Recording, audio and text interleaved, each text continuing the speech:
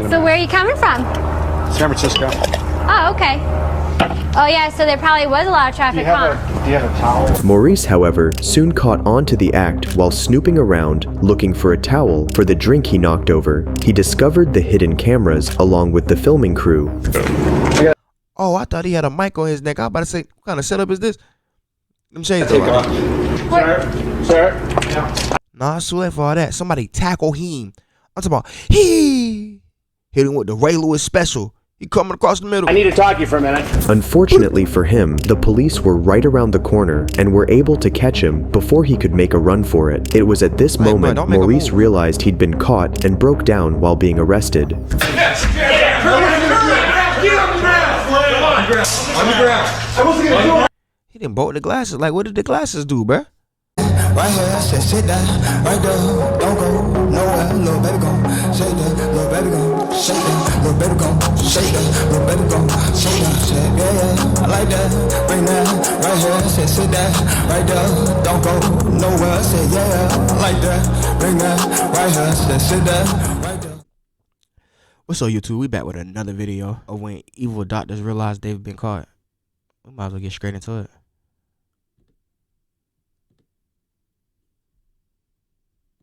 And instead do evil, don't stop here. On February 3rd, 2021, officers rushed to the home daycare of 48-year-old Amanda Hickey after a 911 call regarding an unresponsive baby. What unfolds is one of the most shocking cases you'll see. Hey guys, right here.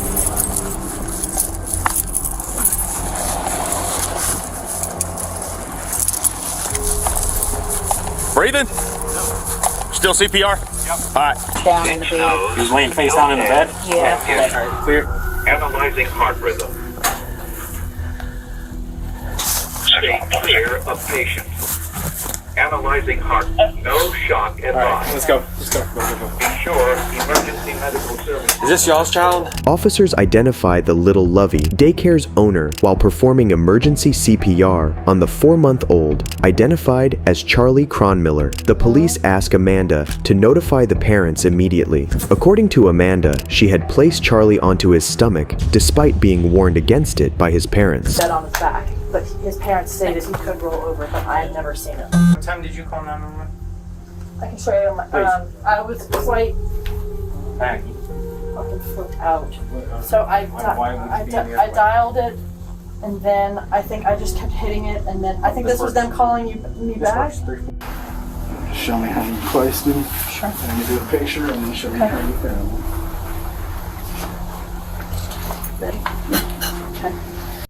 When did they have time to get a fake body double? What the hell?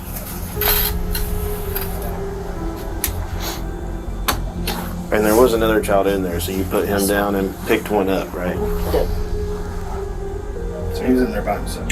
He was, yes. Yes. There was a switch. Charlie's mother, Stephanie, then arrives on the scene and in a devastating moment sprints towards the ambulance. Have her go in the ambulance with them. Scottish Rite, ma'am. Go in the ambulance right there. They're getting ready to go. First responders transported Charlie to the hospital while officers investigated the scene to later discover that Amanda had left the baby unattended for 2 hours. Not only that, they also discover cameras around the daycare. So I noticed you have cameras. I do. They record 24/7, I believe so, yeah. or is it just motion? That's a great question. I'm not positive. Okay, that's okay. Would we be able to access those I think so. and get the footage? Like the families don't. It's not like something that I share with the families. It's a closed. No, yeah, no, I understand. Where's the mattress pad? She said that was the mattress pad, but it looks like it's... There's no pad in there. I know, that's what I said. But she said that's what he was sleeping on. They're all like that, though. I didn't want to manipulate it, so No, I haven't touched it yet, but he was found face down in that corner. Top left corner. She put him back, and she says he must have rolled over, but they do have a camera in here. I got it. Right there. But it's not going to, is he going to capture that? I don't know.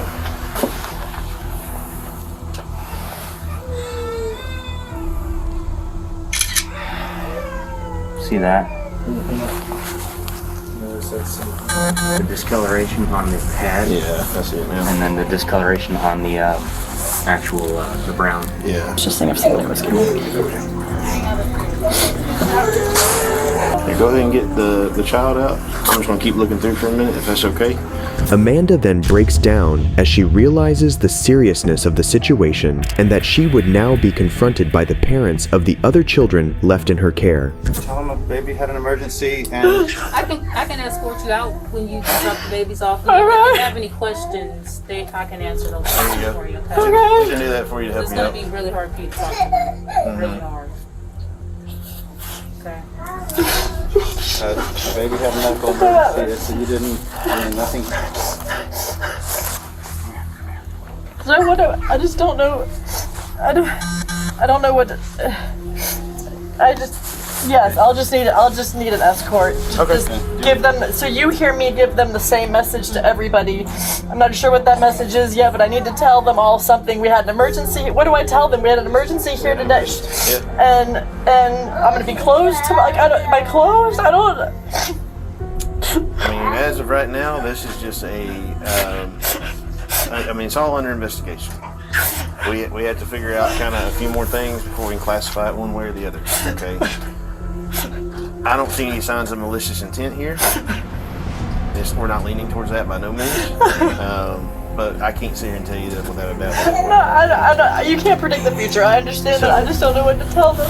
To tell them that, that you had an emergency, a child had to be rushed to the hospital, and leave it at that. Basically, you can't share any more I don't information know on that right anything. there. So, No, that's all you gotta tell them. yep. Just tell them And if they have questions, our officers here will be glad to help out. As an interesting point, she didn't start crying until she knew she had to face the parents. The fact that she wasn't even the slightest bit upset prior to that is unbelievable. Soon, officials get the update on baby Charlie's situation down at the hospital. Do we have an update on the hospital yet?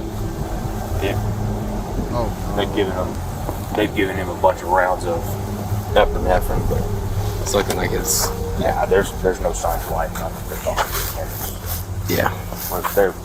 I'll let y'all know here in a minute, but I expect here soon I'm gonna get the official word. Doctors with the parents, they've R.I.P. baby Charlie. done about 6 rounds of epinephrine.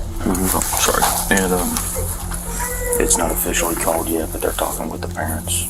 And it looks like there's no signs of life. So as soon as he gives me the final official word, I'll let you know. Devastatingly, Charlie was later pronounced dead. The medical examiner will do an examination on Charlie tomorrow to try to determine what happened, what the cause and manner of death is.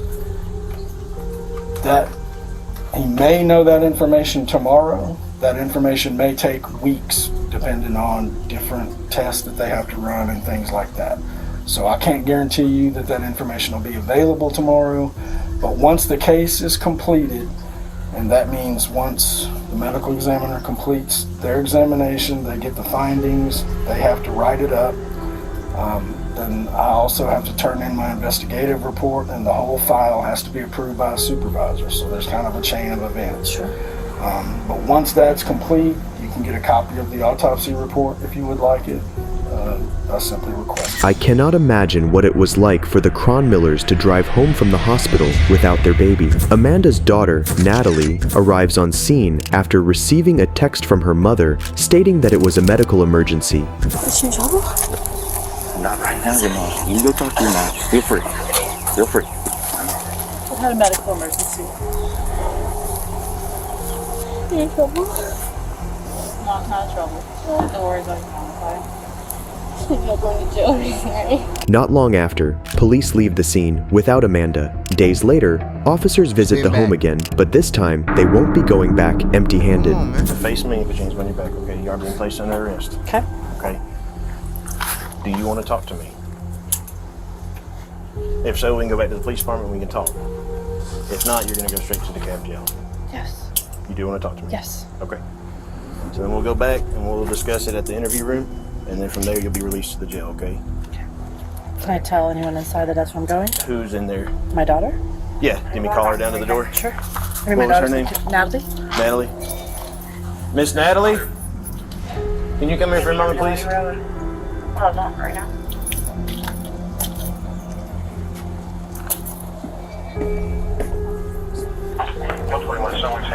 Your mom's going to go with us, okay, to the headquarters for right now. She wants to talk to me, and then from there she'll be turned over to DeKalb County Jail.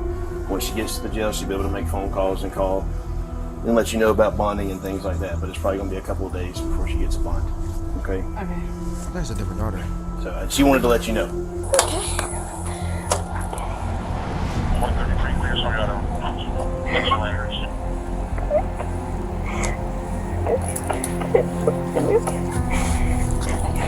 Before she is taken away, Amanda's husband asks officers what she's being arrested for, like he wasn't present on the day his wife caused the death of an infant. What is she being arrested for? Felony murder and cruelty to children in the second degree.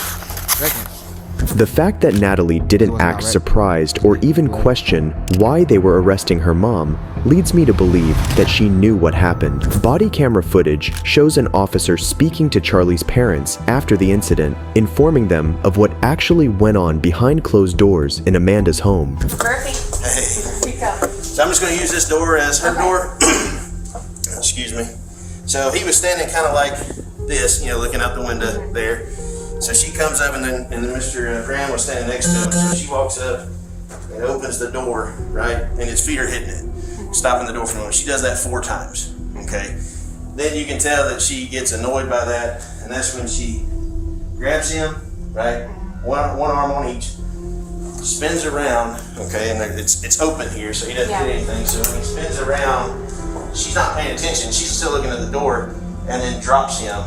So when he hits the ground, his feet come up over his head, and he kind of rolls up, and his feet move over to the side. So that shows me a couple things. One, it wasn't just a gentle sit down, because his feet continued to move in the direction that his momentum was going, right, from that sling. Refusing to speak to the authorities, Amanda was charged for second-degree murder, reckless conduct, and multiple counts of cruelty to children. She was ultimately sentenced to 30 years in prison, followed by 5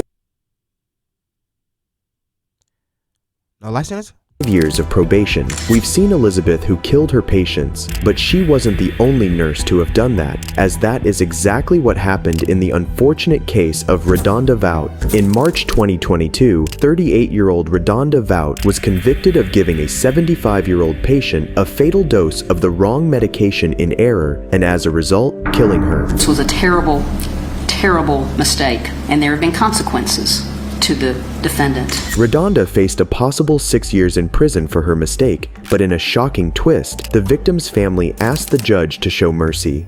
We forgive her. My mother-in-law would want her to be forgiven, and jail time is not an option to me. I mean, it's sad all the way around for everybody. I mean, not only my family, but hers also. Hearing the family's words of compassion, Redonda wept and later apologized for her actions. Saying I'm sorry doesn't seem like enough, but you deserve to hear that, and you deserve to know that I am very sorry for what happened. Redonda Vout was ultimately sentenced to just 3 years of probation after the family of the victim asked for mercy. But it family asked mercy. I guess they can forgive her. Isn't always in hospitals that crimes occur, as it is the shocking case of Dr. Terry Hansen. No living being should ever eat processed food for every single meal of their life. This is normal. I feel perfectly fine and safe to operate the vehicle. I may have let the speed get away from me on the freeway. I admit to that. Made a bad decision. On December 3rd, 2021, Dr. Terry Hansen was confronted by a New Mexico State police officer after going over 115 miles per hour in his Porsche. The officer was soon able... It's a fast car. That's why I bought it. But nah. We gotta chill on the regular driving, y'all. Able to catch up to the driver and started his interrogation. Hello. How you doing? Great. Yeah, I'm Officer Lohan with New Mexico State Police. You understand the reason why I'm stopping you? Not really, actually. I have no idea. No. Okay. Do you have insurance? Of course. Registration? What's up with the speed? On the interstate?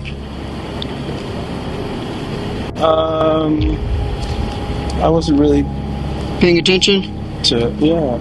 Okay, well, you actually blew past me on the interstate at 116. It's a little ridiculous, don't you think? I'm sorry. Speed racer. And kind of dumb, to be honest with you. I'm just gonna get my insurance out. Thank you. As soon as the interaction started, the officer also noticed an odor of alcohol from the car and asked Terry to step out so he could question him further. Why are you going so fast? Showing off? Yes. Yes. Reason for it. There's no good reason. Not a good reason at all. There's no good reason. Okay. I got you. But listen, there's families over here trying to celebrate, get ready, going to the lighting of the tree and all that, trying to get home. What if you hit them at 160 miles an hour? You know what I mean? Okay, I don't know who these people are inside your vehicle. You probably know them, right? My girlfriend and her. You probably care about them, right? Yes, I do. Just imagine hurting them seriously. You know what I mean? So what we do? I do. I know. I know. I mean, 116 is ridiculous. You're right. Yeah, it is. So, Jerry, how much have you had to drink tonight? I had a beer at dinner. Okay, just one beer? Yeah, I mean, I had 2 beers and that's it. 2 beers? But I'm not, yeah. Okay, the reason why I'm asking is like small. I appreciate the honesty. The 2 beers, what kind of beers? Yeah. I had dark beers. Dark beers, and that was at dinner? Yes, at Fogo de Chão. After reprimanding him for his reckless actions, the officer then performs several field sobriety tests on Terry, the results of which are unsurprising. You have any eye contacts? No. But he was trying to hit the salsa, no? Merengue? No? No samba? You ain't see that? For his reckless actions, the officer then performs several field sobriety tests on Terry, the results of which are unsurprising. You have any eye contacts? No. Can you do me a favor? Yes. Just stand right here for me, please. Facing me. Put your feet together just like mine. Hands right at your side. Feet together all the way together. All the way together. Hands right at your side. You're gonna need your man in that position there. Do you understand? I'm gonna have you stare at the tip of my right index finger with your eyes, and do not move your head. Any questions? No. Completely understand my instructions? See my finger? Yes, I do. Follow my finger with your eyes, and do not move your head. Do you understand? So this is 1, 2, 3, 4, 5, 6, 7, 8, turn facing back. Sounded like he was about to do a genuine move. Remember you had to take 9 steps back? Oh, 9 steps back, okay. 1, 2, 3, 4, 5, 6, 7, 8, 9. And do you want me to turn? You're keeping the right foot on the. What line do you want to say on the? You're good. As long as you're done. Okay. 59. Okay. Go face me. Okay. Go put your feet together just so. And you can begin, sir. Go ahead. 1001, 1002, 1003, 1004, 1005, 1006, 1007, 1008, 1009, 1010, 1011, 1012, 1013, 1014, 1015, 1016, 1017, 1018, 1019, 1020, 1021, 1022, 22, 23, 1023, 1024, 1025. After failing the tests, Terry was arrested for DUI. Question: you feel like you should be driving right now, honestly? I feel okay. I feel perfectly fine, sir. Okay. Do you have kids? Yes. Okay, if you had a kid inside the vehicle right now, would you be willing to drive? I'll be perfectly honest with you. I feel perfectly fine. Okay. I mean, this is normal. So driving 115 is normal? Bruh. I feel perfectly fine and safe to operate the vehicle. You know, I may have let the speed get away from me on the freeway. I admit to that. Made a bad decision there, bud. But in terms of feeling safe to operate the vehicle and react, I do. And in fact, I'm really close to home. I live right over there. My uniform, please. Yeah, no. Show it to the front bumper.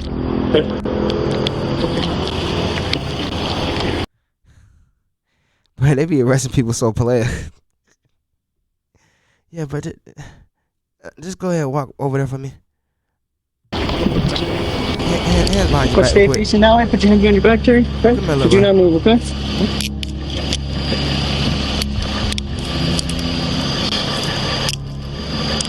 Then he's asked whether he would take a breathalyzer test or not, and he stupidly asks if he'll be going home if he passes the test. If I refuse the test, I automatically lose my license. So what it's saying is, if you refuse the test, you will lose your New Mexico driver's license or non-resident operating period for 1 year. Automatically. If you are convicted in court of driving If I'm convicted. If you are convicted in court of driving while under the influence. But if I refuse the test and I'm not convicted, I don't lose my license. So that's ultimately, it's separated between two. There's an administrative side and there's also a criminal side. Okay? So the breath test, obviously when you sign your driver's license, you get your driver's license, you say that you're going to submit the breath test.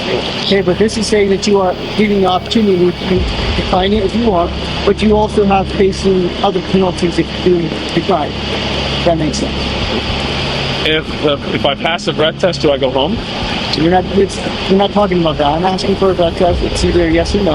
After trying to find a way to get out of the situation for a few minutes, Terry finally refused to take the breathalyzer test and was arrested. I'm being arrested. I didn't take the test, and I'm being arrested for aggravated DWI because I did not take the breathalyzer test. Can you have a seat, please? I have to make sure they get home safe, sir. Officer, this is not necessary. Listen, but I didn't fail. Officer. You're right. You didn't fail. What's going on? Have a seat for me, please. Sit back all the way. Also, what's going on? Sit back all the way. I just went to dinner with my friends. If this wasn't enough already, Terry's girlfriend then stands up to the officer in support of her partner with a lack of respect towards the officer that's astounding. I have can you get back over there for me? I need to give him my phone number. So have a seat over here. I'll give you a phone. Give you 2 seconds. You're arresting him on no charges. Okay, ma'am. Can you have him go back over here for me? No, I will not. Ma'am, you're gonna interfere. He's getting arrested for DWI. Why? Because I said, okay, go and have a seat over there. I saw him go back over there. I don't really care what you pay. Go back over there. I do. I'll testify against you. Okay, cool. Thank you. Walk over there, you're welcome. please. Can you walk away from me, please? No. Ma'am, you're about to get arrested as well for interfering. Okay, give me a second. We'll talk. Go back over there, please. Talk to this guy. How about Good. that? That's fine. Surprisingly, as Sergeant Curtis Ward arrives on scene, the girlfriend has no change in her behavior towards him either, acting even more entitled. I'm good. I would like to know what's going on. Remember that people just got arrested, right? Why? I saw him pass two DUI tests. Okay, well, if he passed and he then got he wouldn't be in handcuffs, right? I don't understand that. I saw him. Well, this is a very experienced DWI officer. Interesting, because he was a very experienced asshole to all of us. Okay. I don't know what to tell you. Yeah. He's deemed the driver too impaired to safely drive, and he's going to jail. Okay. So I guess now we got to figure out how we're going to get you guys home. Yes, I need to give the driver my number so he can call me from jail. You can give it How to about me, that? and I can give it to him. How about I give it to that guy? Well, I'm his boss, so you can give it to me. Perfect. And I I'll do will that. happily give it to the driver. Perfect. What's the number? 575. Hold on.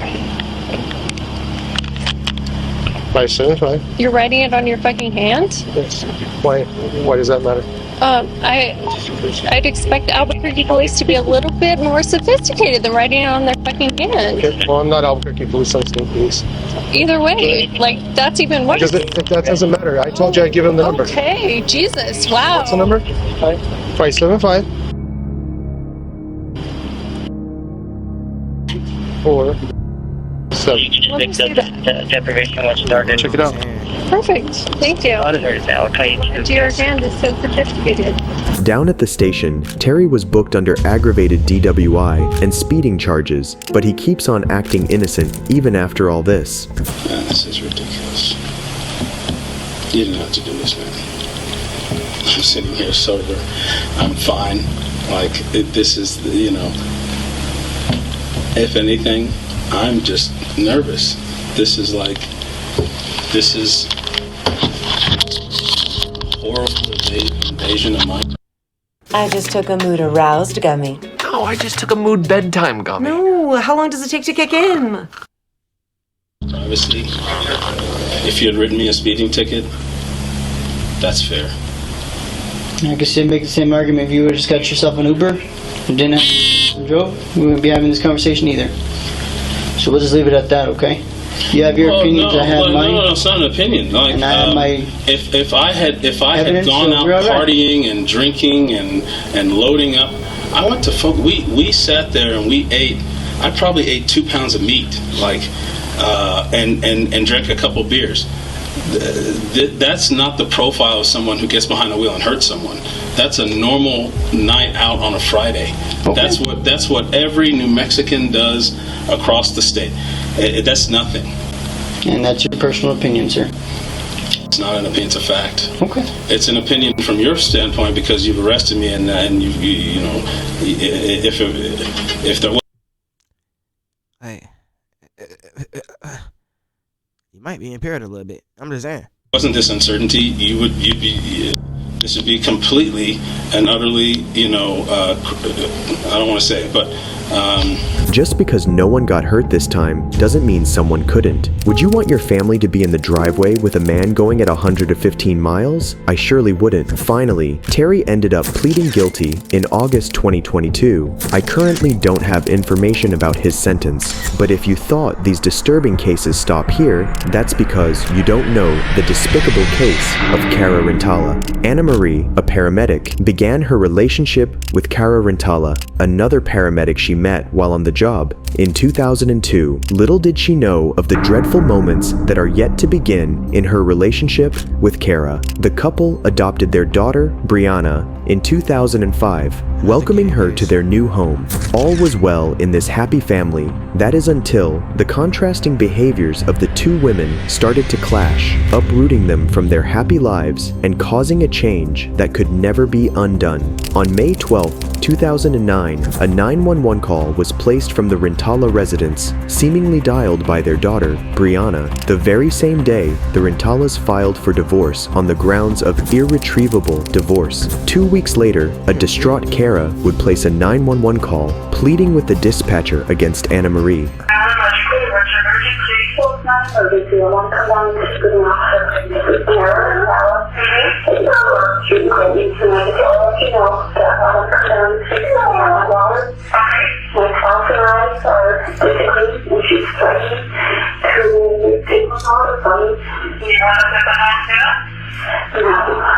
I'm very upset because my spouse and I are going through divorce proceedings, and she's over my head with the fact that she'll do everything from me to take my dog, she'll do this stuff. I feel like I'm walking to eggshells, and I feel like I'm walking to eggshells. Are you alone right now? No, I just my daughter. I'm sorry, I'm not going to cry. Is she here now? She is, you know, yeah. She's going to me, but she's always crying. I love you. I'm sorry. I feel like, you know,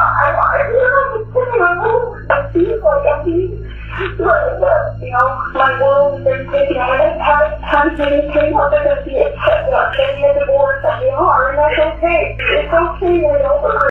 Shorty, you need a therapist. Why are you talking to 12 about this? Also, who's watching your kid? I get from home, and I'm just begging you to call that. It's not an emergency. I'm very upset. We want to make sure that everything's okay. No physical progression by all means, you know. It's more emotional. You gotta go either way, you know. You gotta go there, you gotta go. Okay, I don't want to. We're going there. Okay, but that's okay. You know, what's happening is somebody could be arrested. We can make a relation and everything. It's okay. I need help. I know. That's what we're going to go to you. Okay. Okay? All right. Okay, bye. Shortly after the call, both Anna Marie and Cara visited the district court to obtain restraining orders against one another. Cara would again feel threatened by Anna Marie. For the record, who is Cara Rintala? And you are Anna Marie Rintala? And is it my understanding that the two of you are married? And there is a child involved here, is that correct, Brianna? Yes, we got her. Sarah had to actually an altercation on the 12th, early morning of the 12th. Listen to my question. This incident happened on the 12th. Why is it that it's 2 weeks later that we're now in court? Sarah was served with divorce papers this morning by the sheriff. She went ballistic. Brianna and I left the home. Upon our return, which was around 1 o'clock, she started screaming and yelling, "You're not taking my house, you're not taking Brianna." That's fine. You've answered the question. The Cara Rintala, what is the basis of you seeking a restraining order? Go right ahead. Today I reached all that I can take, and I'm afraid to be in my house because of what Ann's going to say, because I'm constantly threatened, verbally and bodily, as far as in my personal space, all the time. And I called the police department twice, and I had asked what to do about it. And today, if she's right, I mean, I filed 2 weeks ago, and I held it off, and then You filed what 2 weeks ago? I filed divorce 2 weeks ago. You filed papers? I did. It's a long story, but up until October, it's only been verbal. And she constantly threatens me that she's going to take away my job, my livelihood, my home, my daughter, and she's constantly threatening me. All right. So I'm afraid. I want peace in the house. My family lives in Rhode Island at the time, and I own the house. I pay the whole mortgage myself. I pay all the bills myself, and that's what I don't need. And his family lives 1 town away. I said, is there any way you could just stay with your family for a little bit, just because there's no volatility in front of Brianna, and that's all. I'm just nervous. I don't know what to do. Well, I'm sorry? Very briefly. I was very upset because I wanted a divorce. No, I filed first, and sorry. I rotate around Cara's schedule. She's a big schedule, so when she has to work, I have to either take days off. I'm really the primary caregiver for Brianna. I'm always in the home. I cook, I clean, I do everything for Cara. She made $80,000 last year. I made $20,000 because I'm a stay-at-home mom for Brianna. All right. Her problem is she doesn't want me to have. I filed a divorce. She's very upset with me. This is an issue that goes well beyond a simple restraining order. We can have criminal charges going back and forth against both of you, and the only one that's going to really affect in the long run is your daughter. I'm going to issue 2 restraining orders of no abuse. No abuse. The 2 of you can either deal with this as adults and deal with it in the probate court as your marriage dissolves, or I'll take, if you want, I'll call DCF right now. But right now, the 2 of you are going to walk a very fine line. You're either going to exist in that house until you get this straightened out, or you're going to look at criminal charges, one or both of you.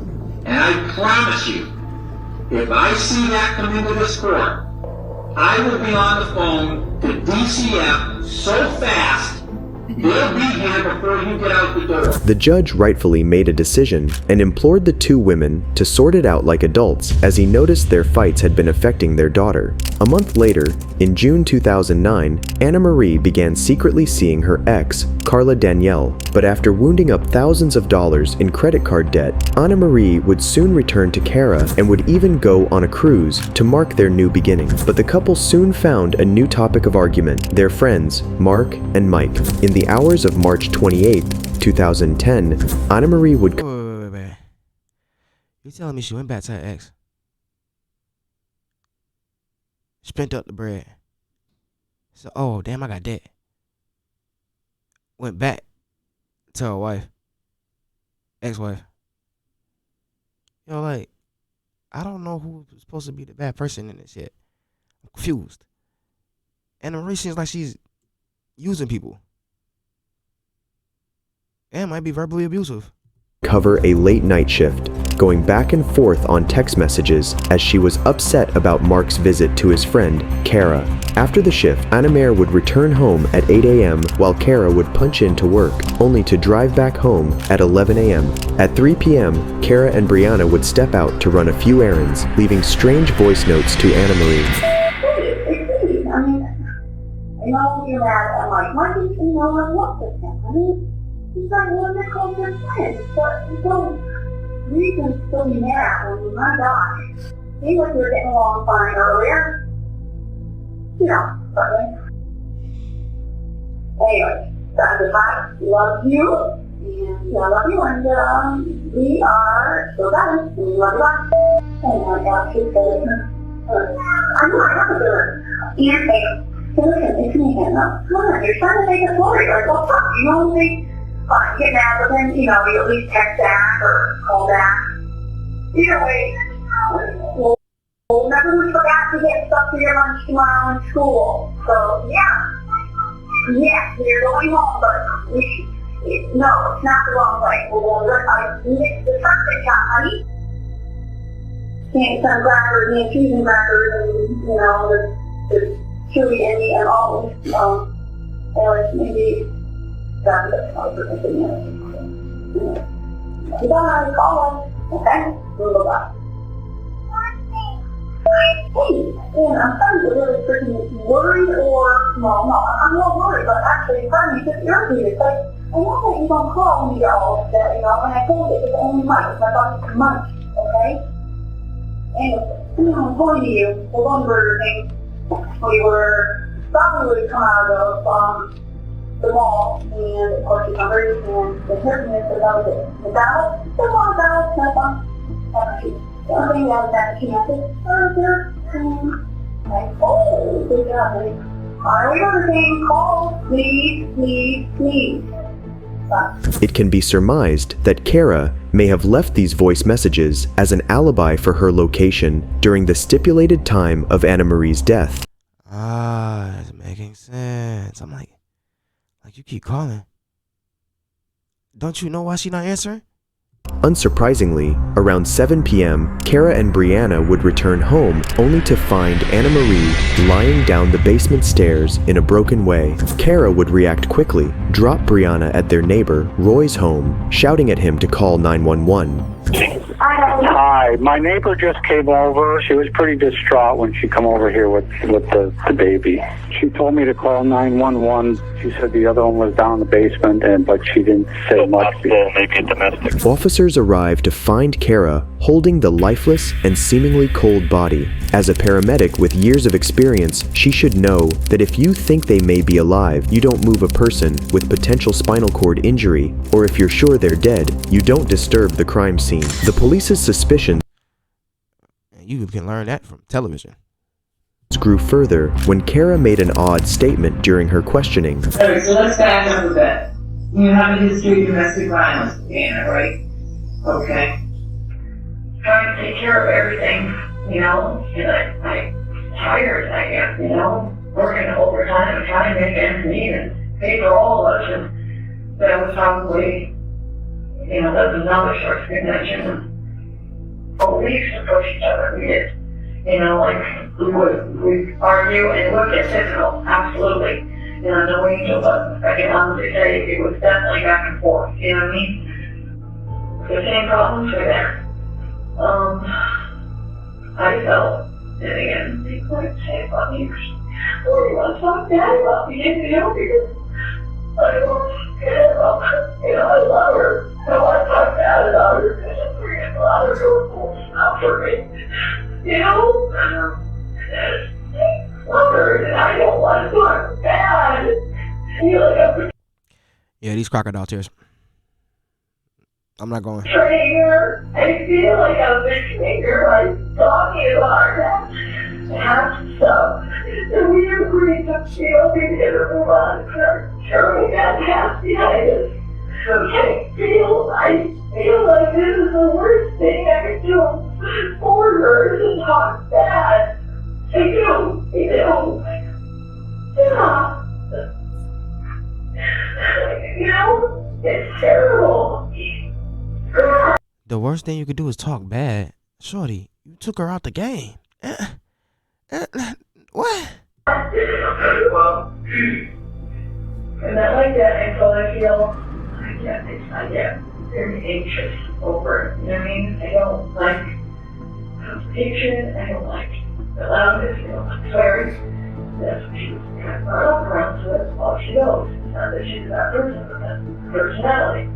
And it eats at me, and I feel so like I can't even get out of the way. You know, I felt bullied. I did. And that's a mean word. I felt bullied. My house was around me, and I felt bullied. I It's little, and somebody swears at you, and all the swears it makes you feel really bad about yourself. And I feel like I just need to get away. I do. I need to get away. She walks right over you. And she kind of, she is, there's a part of her that's really hard. She is so charming, so thoughtful. What you want to know? I know she's tired. I just get over it, Can't get over it. There's pain all over her back.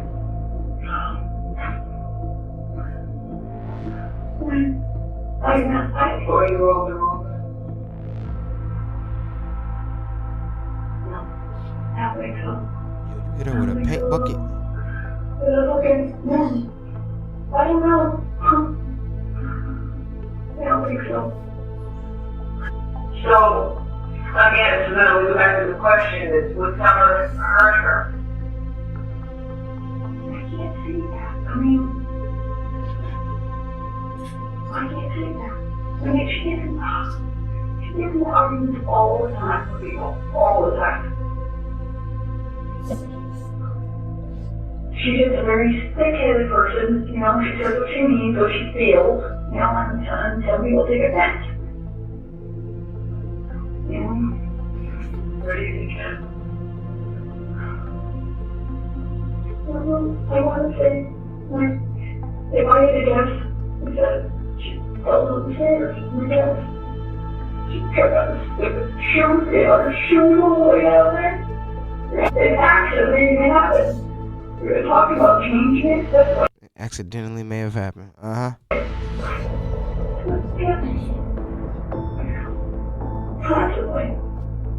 But that really doesn't make any sense, though. If she fell down the stairs, that she would be where she is.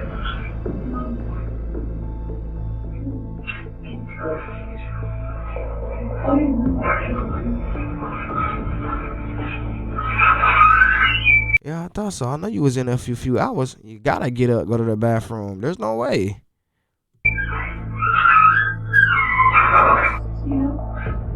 Very patient for everything. Everything that I'm asking you to do, I haven't had any support. It's very hard. And it's starting to feel like something is fingerprinted at me.